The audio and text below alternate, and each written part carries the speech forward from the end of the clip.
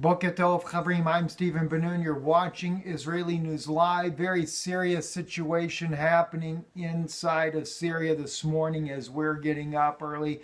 I haven't had a chance to really get into the news as of yet, but we do know that the United States has launched a retaliatory strike, even without congressional approval. Of course, it's nothing new. We know President Bush did the same in Iraq, as well as President Obama and other situations going on. According to the United States, 50 cruise missiles were launched on the Homs airfield inside of Syria.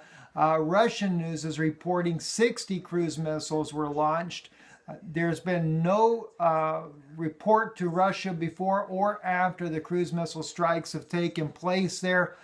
They have taken out Syria's airfield in Homs that has been used to fight ISIL in the east part of the country.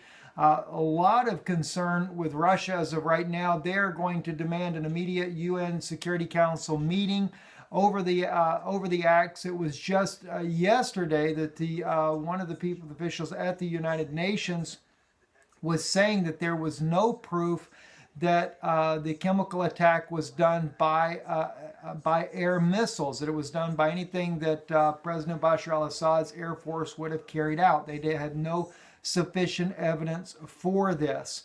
I'm wondering already about the S-300, the S-400 system in there. Why did it not, why was it there, maybe trying to take these missiles out?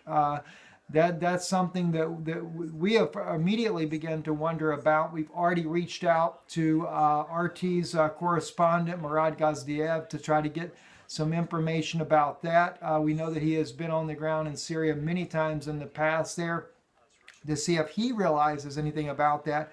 From what I can tell thus far is that it could be that Russia has their S-300 system not to take out anything with the United States because of the two countries working inside of Syria to take out ISIS.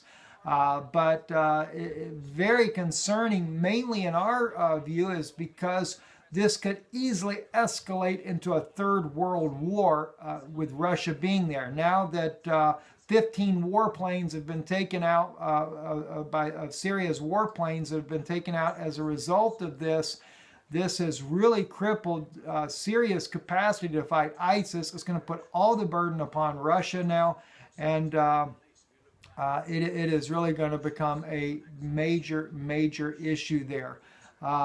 We also have another breaking news that Russia is recognizing West Jerusalem.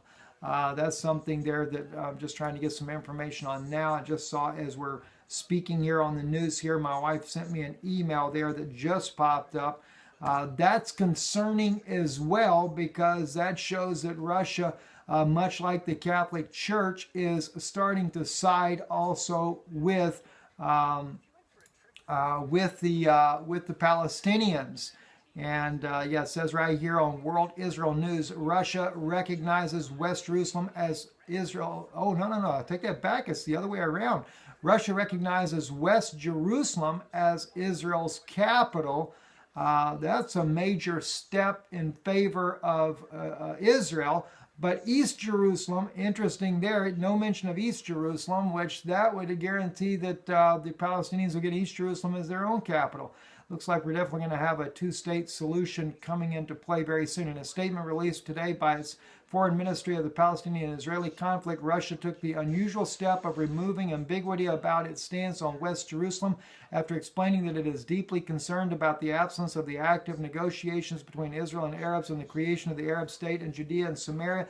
Russia spelled out its stance on Jerusalem. We reaffirm our commitment to the UN-approved principles for a Palestinian state settlement, which includes the status of East Jerusalem as the capital of a future Palestinian state. At the same time, we must state in this context, we view West Jerusalem as the capital of Israel.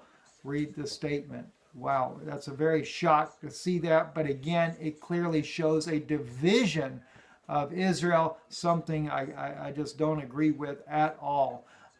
So anyway, I'm Stephen Ben-Nun. This is just a quick take of our broadcast. Wanted to share this with you as we try to unravel what's going on. Where is it going to lead next? And it doesn't look good. Shalom.